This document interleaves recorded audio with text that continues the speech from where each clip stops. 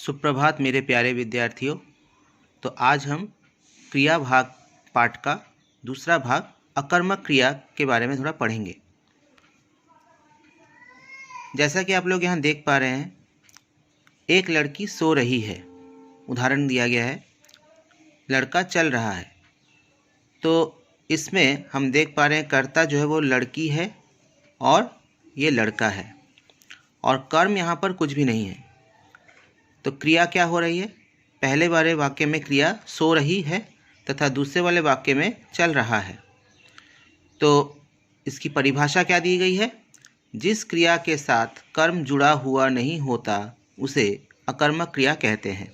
तो इसमें कोई कर्म नहीं हो रहा है, इस वाक्य में कोई कर्म नहीं हो रहा है।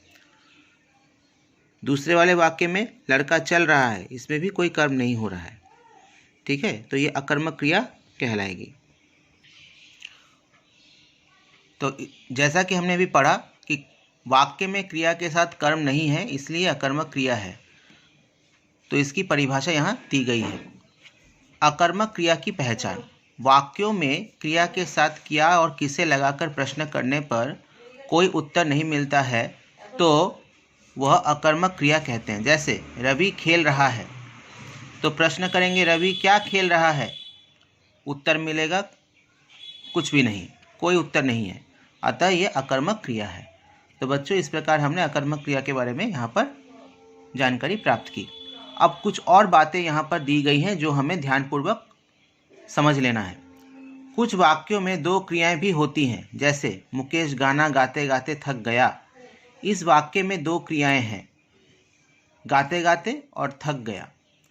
कुछ क्रियाओं के साथ तो हमको ये पता चला कि कुछ वाक्य में दो क्रियाएं भी हो सकती हैं। कुछ क्रियाओं के साथ दो कर्म भी आते हैं। इन क्रियाओं को द्विकर्मक क्रिया या दो कर्म वाली क्रिया कहते हैं। जैसे अजय ने अध्यापक को नृत्य दिखाया। इस वाक्य में कर्ता जो है अजय है, कर्म जो अध्यापक को, और क्रिया जो है नृत्य दिखाया। तो इस वाक्य में दो कर्म है, अतः ये द्विकर्मक क्रिया है। अगला विषय है, कभी कभी कुछ क्रियाएं कर्म न होने के पश्चात भी सकर्मक क्रिया कहलाती हैं। कुछ क्रियाओं में कर्म ना होने के पश्चात भी सकर्मक क्रिया कहलाती है। जैसे मैं खाता हूँ, मैं जाता हूँ। तो खाता हूँ और जाता हूँ वाक्य में कर्म की उपस्थिति का संकेत करते हैं। खाता हूँ से कुछ ना कुछ खाने का संकेत मिलता है। तो खाता हूँ से हमें कुछ ना कुछ खाने का संकेत भी प्राप्त हो रहा है। तो इस प्रकार से हम कह सकते हैं कि यहाँ पर सकर्मक क्रिया भी है और हैं तथा और था तथा थे। है, हैं, था तथा थे क्रिया का होना बताते हैं। वाक्य के अंत में ये रहते हैं हमेशा। जैसे गुप्ता जी डॉक्टर हैं, तो इससे भी पता चल रहा है कि यहाँ पर क्रिया है। हैं, था और थे, इससे भी हमें क्रिया का अंदेशा हो रहा है कि क्रिया वहाँ पर है। तो इस प्रकार बच्चों हमने कुछ बातें यहाँ पर समझ ली हैं। जैसे कि फिर से एक बार हम रिपीट कर लेते हैं। क्रिया के दो भेद होते हैं, सकर्मक क्रिया और अकर्मक क्रिया।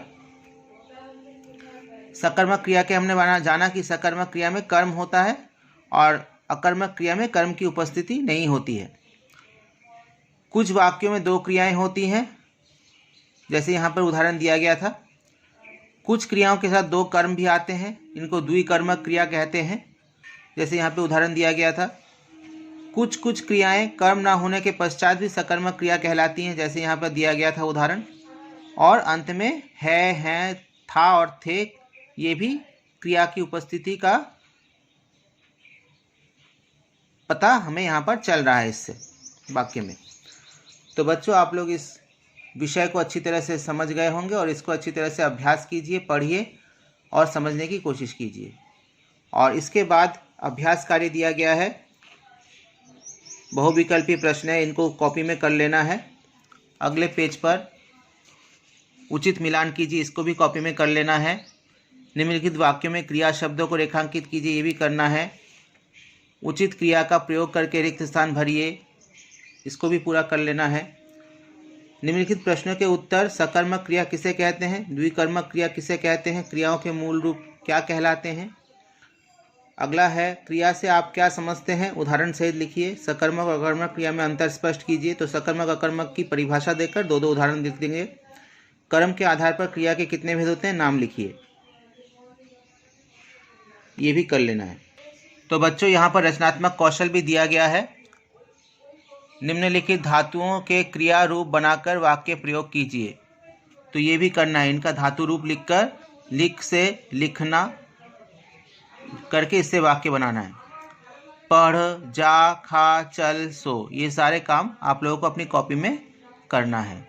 तो बच्चों, आज के लिए इतना ही। सभी सुरक्षित रहें, सावधानी से घर पे अपनी पढ़ाई करते रहें, कोविड नियमों का पालन करते रहें।